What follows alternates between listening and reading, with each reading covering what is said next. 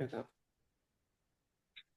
All right. Hey, girls and grays. Welcome to today's episode of How To. And we have a very special guest that's going to walk us through the process of how you can apply to be a part of the Army. So let's give her a virtual round of applause. Hi, Miss Shelby. Hello, everyone. It's a pleasure to be here.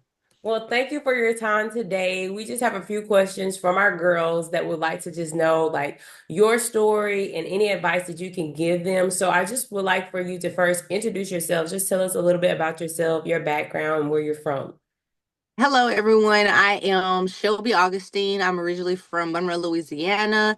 I graduated from Ridgewood High School with 32 scholarships that were athletically, and I had six scholarships that was academically, and I took a 4-year ROTC scholarship to the Jackson State University in Jackson, Mississippi, where I got my bachelor's degree in engineering, IT. I love that. Yes, go JSU. So we have a picture actually of you playing ball. So can you just a little bit share like what was your position and have you always played basketball?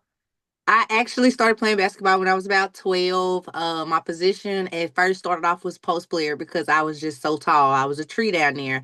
And that just matriculated into doing AAU over the summers. And that's how I ended up getting so many basketball scholarships. My mom and my parents were a big support system. They were reaching out to coaches, emailing, sending film. So, I wasn't in it all by myself. I had a support system. And also, I relied on God to just take me through my journey.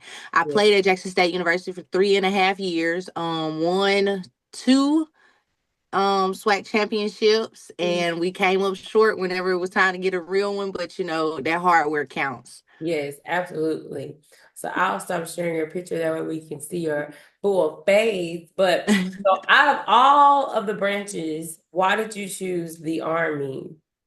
To be frank, it was never a choice of mine. When you're coming up in high school and you're a girl, you kind of only thinking about your senior pictures or what you're gonna Yes, wear to graduation.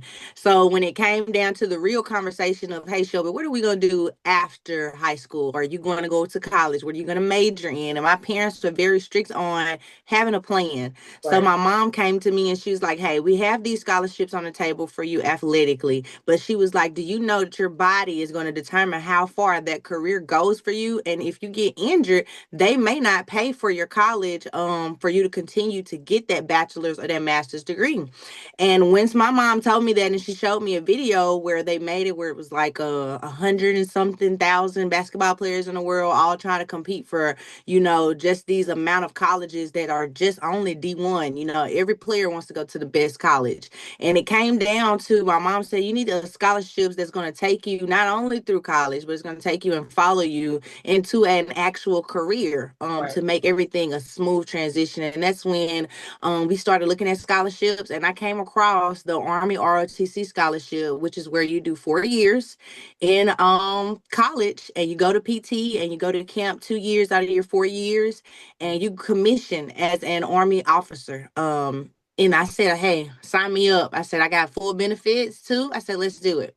Nice, nice. So at that time, you knew that you wanted to go to Jackson State. So Jackson State offered that program for you, or is that offered to any university? So this is a funny story. I actually did not want to go to Jackson State University. My college that I wanted to go to was Tennessee. I wanted to go to Tennessee, actually to play basketball. And at the time, Pat Summitt had just passed away. So I wanted to go there. That was my dream. And let me just tell you the process. So the process when you go to apply for an Army scholarship is that for one, you must have over an 18 on the ACT. For two, I had already taken an ASVAB test and scored very high on it, and those test scores get sent out to every branch in the military. Wow. For three, I had great GPA. My GPA was a 3.8. I was like number 8 in my class. So you can't say that I was a student that was not academically sound when you was Right, looking at their resume of what I have to offer. right. And once I submitted my application on goarmy.com, they actually called me They Mm. reached out to me. They called my mother and was like, "Hey, Miss McDowell, we saw your daughter's application and we are shocked." Her like at the time, my ACT score was a 21 composite score. Like I said, I was sitting at that 3.8 GPA. So they were like, "Hey, we would like to come get you and bring you out for a tour. Do you know where Jackson State University is?" And at the time, I was like, "I've never been to Jackson State University, actually." So they came all the way to my house and took me on a tour to Jackson State University. And as soon Wow. as I saw the plaza, I said, "Okay, I'm coming here. I'm so I'm like, I'm coming here. I This is the love place where I want to be." that. I never knew Yes. that story. Yes. Fun fact to the mentees, you are my brother's best friend. That's how I came to know you. And you are super intelligent. I know that you guys met over the Summer Bridge program. And so, with that being said, when you started your collegiate journey, is that when you automatically had to start in the military, like going to PT and things like that? Absolutely. So first of all, so glad you mentioned the summer bridge program at Jackson State because that is how I came upon, you know, college. I came into college as soon as I graduated on May 12th. I moved into Jackson State on May 13th, Yes. and started college. Like class was that next Monday, I believe, literally that Monday. We didn't have no time off. So coming from school, hopping into another school, and at the time, I was not on the basketball team at Jackson State, so I was only there for the military. Wow. PT starts during fall and spring semester. So being that it was summer, I hadn't had to, go to PT or work out every morning. So that was the time for me to get my body in shape, before I do get around the whole battalion, I need to get my body in shape. So I Right. worked out a lot, and that's when I actually went and walked on to the basketball team. It was nothing but God in my journey because he knew, hey Shelby, if you still want to play basketball, I'm gonna put it in your hands to see if you're gonna walk in there, to put your name in there. But he was like, and I did it. He gave it to me, so I'm glad. That's so good. I think that's really important to share with, girls is that, you could get an open door, but some doors you actually have to knock on and you have to make it known I'm here and I'm a good candidate. And so like from your time in the collegiate journey, like what would you say was like the good times and challenging times that you had to overcome when making that decision to be a part of the army? I can tell you right now, it didn't hit me until I started that first day of college in August, where you have PT at 5 a.m. So, I'm getting up 4:20, 4:30, getting out, trying to be there, because it's good to be early. But if Right. you on time, that means you're still late. So Oh, getting there and then leaving PT for like 6:30, going to the weight room at 7, and then leaving the weight room, trying to grab something quick to eat in the cafeteria, heading to class, leaving class, going to and workout, leaving workouts, going back to an army class that's at 3 o'clock to 5 p.m. You get out of there and go straight to basketball practice from 6 to 8, and then you get out and you still have to get your study hall hours in. So I was all in the whirlwind. wow. That it was a huge schedule, not only for a first time college student, but also for a freshman, a true freshman, not a, I didn't transfer from another university or from a JUCO. I am a true freshman, my first time out here. My mom is, hours away from me. So the only person I did have to help me get through all of that scheduling was God. And that's why I say when you're away, you have to have another support system. And mine just had to be on the Lord because it was a lot of lonely nights Yes. and a lot of times where I didn't want to get up in the morning. And it was a lot of times where I said, Shelby, do you want to do this? I started questioning myself, but I kept faith and it brought me thus far. That's good. And I think that's really important for our girls to know because I want to ask, how has your faith helped you navigate those challenges of like service as well as academically? So back to the process. So once, my freshman year, going into your sophomore year, you don't have to go to camp because they actually just wanted to see were you serious about it? Were you going to come to PT every morning? So going into your sophomore year, your stipend gets a little healthier. You're going to be making around $800 a month just by going to PT in the mornings. So after you finish your sophomore year and you go into the summer, you have to go to your basic camp. Okay. This is where the faith was tested. I can. This is where, the sleep deprivation. I'm going to just Mhm. be honest. A lot of nights we did not sleep. A lot of days we did not sleep, conditioning, learning the military techniques and learning how to protect your country is not something easy, and they put you through mental challenges because in order to survive in that field and to protect your country, it's going to be a lot of mental challenges. And me being a woman, and having men constantly look over you, constantly second doubting you, constantly thinking that, oh, well, let me double check your work. Right. It was definitely tested. So after you come from basic, that's the worst camp. I want to be honest with y'all. If you make it through basic, you have made it through. You could just say I'm on the other side, and Right. it's gonna be smooth sailing. Right. So that's your sophomore year. Going into your junior year, you go to what they call advanced camp. This is basically where you're still gonna have your phone, so your phone won't get taken. You're Right. kind of the top dog now in your branch, because it's like, hey, I You only did got one it. more year. I'm finna graduate. I'm commissioned as an officer. So this year, this is an important year for you to make those connections with those colonels. You want to get your name out there. You want to talk to lieutenants. You want to talk and get friendly with drill sergeants, because once you become an officer, as an officer, you're going to be over drill sergeants. So if you already know how drill sergeants operate, if you know what they do, what they like, what they dislike, because if you're over the platoon, the drill sergeant reports to you. So Wow. that's the year where you must make your connections. You need to get your name out there. And you're going to oversee an actual battalion. So you're going to have a whole company of children that's coming in through basic camp that you're going to have to navigate and keep them mentally strong. And it's hard to touch the hearts of 250 people in a battalion the right way. Yeah. You don't want to be that lieutenant that comes in and all the rip, just pounding them, pounding them, pounding them, because that's what the drill sergeants are for. The drill sergeants are to pound them. So whenever you show up on the scene, you're only there for correction. Like, hey, are we standing right? Is everyone in the correct uniform? You're Right. only there for correction. You shouldn't even have to say much, because you should be in a complete professional mode of, hey, next year I'm probably going to be one of the colonels, and I have an opportunity to shadow a colonel at a camp. And most people don't get the opportunity to do that. And just those little things is what's going to get your name in the next door, and the next blessing that's going to open up for you, just by how you carry yourself and your attitude. So once you come back from advanced camp, you're gonna be feeling yourself. Your check gonna be looking good, and this is where you see the most people drop out of the army, is once they come back from advanced camp, because they've kind of gotten complacent.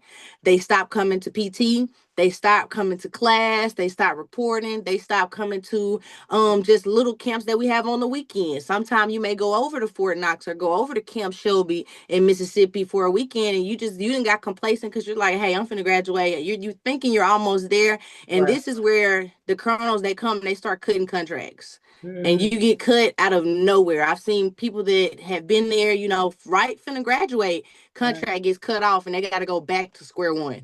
You Wow. know, And so pay the people first out of thing, pocket.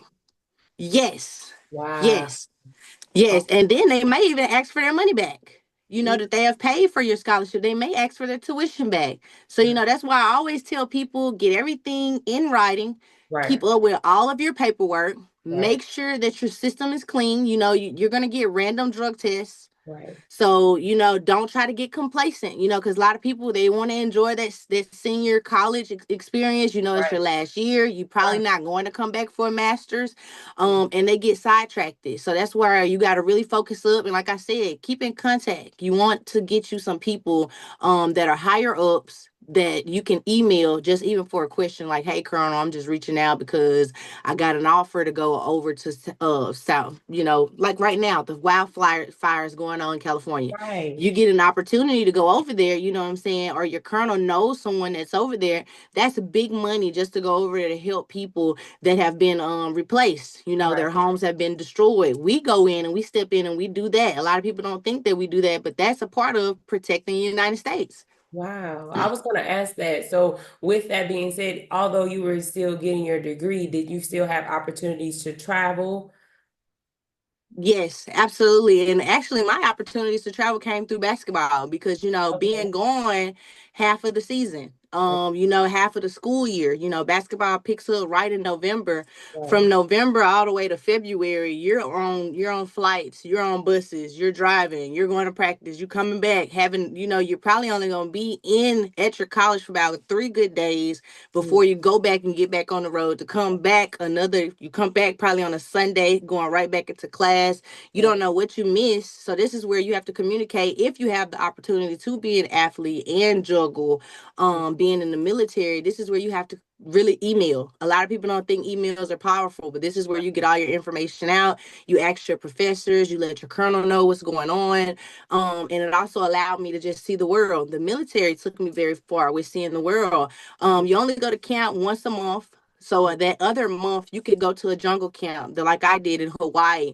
Went to the jungle course. That was a 30-day course. Brutal, learn some, but you learn a lot. You learn how to jump out of planes, you learn how to tie knots, you learn a whole bunch of stuff, even all the way up to getting your airplane license and stuff like that. So it's really up to the person. If you get in contact with the good higher ups, they'll be reaching out to you and like, hey Shelby, are you interested in going to lead people in the jungle course? That's something that you could check off.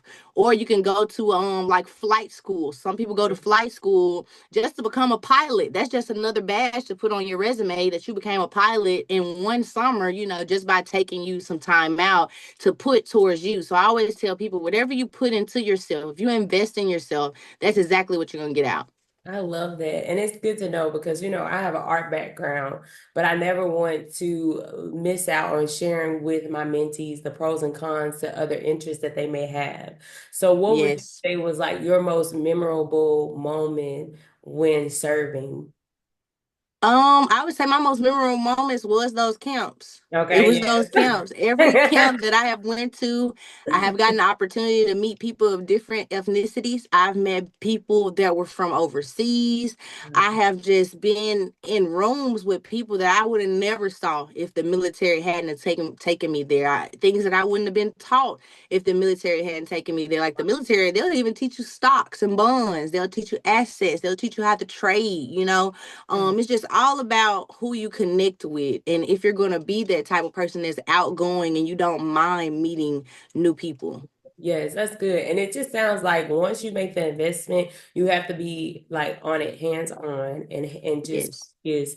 And also, like you said, kind of cut ties to any toxic environment or background that could really hinder you from getting reaping the full benefits of being a part of such a great organization. And so with that being said, what advice would you give to young girls who want to serve in the military and while staying strong to their faith? The best advice I could tell them is to have a solid foundation. And by a solid foundation, I mean right now, while you're in high school, you need to be taking the ACT as many times as possible. Right. You want to get at least a 25 or over. That way, your money, it depends on your money. If you want a high stipend, it goes off of your ACT score. You want to make sure you're keeping your grades up in school. Make connections with those high school teachers because those will be the ones who's going to reach out and send your recommendation letters to Yeah. anybody and everybody that you want, even after you even get out of high school. Like still now, I ask my high school teachers for a letter of recommendations, and they give them to me because just a great student I was. Yeah. I would say take the ASVAB. Just because you may be undecided right now, go ahead and take it so that maybe by the time May comes or by the time your graduation date comes, hey, even if you decide to go into the army and it's in the summer, your stuff is already done. So the best advice I can give you is make sure your foundation is right because you can't put a house on a bad foundation. Absolutely not. And we want to build a house on rock, not sand. Yes. And then just to end it, what is the exact process to joining the program that you were a part of in college? So the first step you need to do is go to goarmy.com. And when you go to goarmy.com, it's going to pop up. It's going to say scholarship opportunities. You want to click on that link and it's going to give you about a 25, 30-minute application that you need to fill out because the Army going to want to know everything and everybody that you've had dealings with. They're going to want to know all of your information, personal information. You need to make sure you have a parent guardian with you for if you don't know some of your important numbers. After you fill out that application, I would say make sure you are in shape. You need to look up and be prepared and put yourself in a PT bracket. So if you know that you're not running at least a mile in about 8 minutes. You need Yeah. to be running a mile in at least 8 minutes in Yeah. order to make certain PTs. So this is where you want to make sure you get yourself in shape because once they start reaching out, once they start calling you and you get your name out there, and you also get the opportunity to put in on the goarmy.com website up to 5 colleges that you're interested in that have ROTC programs. Yeah. And when you put in your 5, and I want you to do your research because don't just go put in 5, like, oh, okay, I heard about Jackson State, they got a good band, or Southern has a great band, I want to go there, or Right. I heard about Xavier, that's a great top tier school. Don't just go and put stuff in just because you've heard or what you hear or how great people say. You need to go do your research on what college and university you want to spend your 4 years at and if they have a great ROTC program. Like I said, connections. If that ROTC program don't have good connections on the Right. outside of graduation, That's right. I would not put my faith into them because that means that I could end up potentially not having a good outcome after college. Right. So like I said, after you do all of that, they're gonna reach out to you. And it's up to you to make the best decision. You're gonna get the offers. If you've gotten a good ACT score, your ASVAB is good, and you have at least a 2.5 or above. You Hmm. must have a 2.5 or above GPA. You're going to get in there, but you must make the smart decision on your next steps on what you're going to take. That's good. Well, is there any other advice that you would like to leave the girls? Keep your faith. Keep Yeah. your faith. Always pray to God. Even when you think it's just you, it's not just you. Yes. It's not just you. He's fighting for you. And remember, God gives his toughest battles to his strongest soldiers. So Yeah. that's the best advice I can give to you. Yes. Well, I love you, Shelby. Thank you so I much, love you too. girls. Yes. Are happy to just see strong women make strong moves, and that's just our motto. If she could do it, so can I. So, ladies, if you like to just reach Shelby personally, you could just send me a DM or email us or visit our website at heygracegirl.org. But thank you so much, Shelby. We appreciate you, and we look forward to seeing many, many more great things that you're going to be doing for us. Yes. Thank you all so much. Y'all have a great one. Awesome.